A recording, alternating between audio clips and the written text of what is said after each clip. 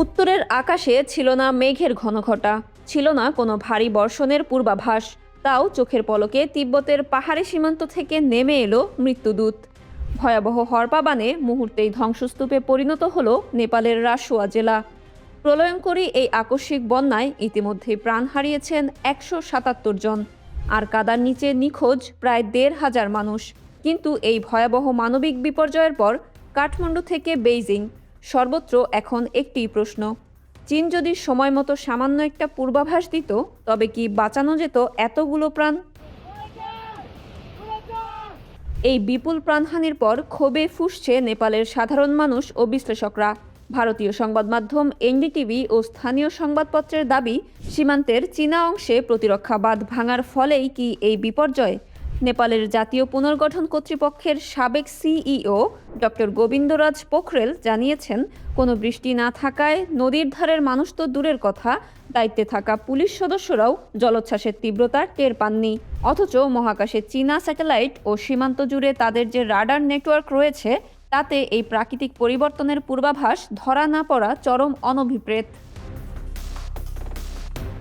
আন্তর্জাতিক গবেষণা সংস্থা ICIMOD ও স্যাটেলাইট চিত্র বিশ্লেষণ করে বিজ্ঞানীরা নিশ্চিত করেছেন, সমুদ্রপৃষ্ঠ থেকে প্রায় ৫,২০০ মিটার উঁচুতে থাকা এক বিশাল হিমবাহের পাথর ও বরফধসের ফলেই এই বিপর্যয়।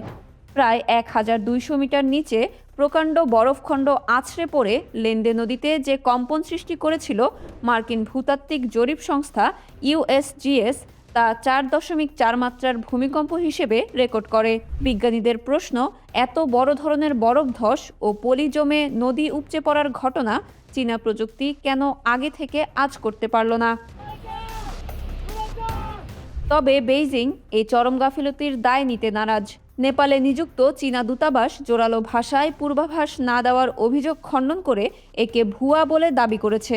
তাদের বক্তব্য, মূল বিপর্যয়টি নেপাল ভূখণ্ডেই ঘটেছিল এবং কাদার স্রোতে তাদের জিরং বন্দরের যোগাযোগ ব্যবস্থা, বিদ্যুৎ ও সড়ক পুরোপুরি বিচ্ছিন্ন হয়ে চীনা নাগরিকরাও নিখোঁজ হয়েছেন। বেইজিংয়ের বার্তা পরিষ্কার: কঠিন সময়ে কাউকে দোষারোপ না করে পারস্পরিক সহযোগিতা বাড়ানোই এখন মুখ্য।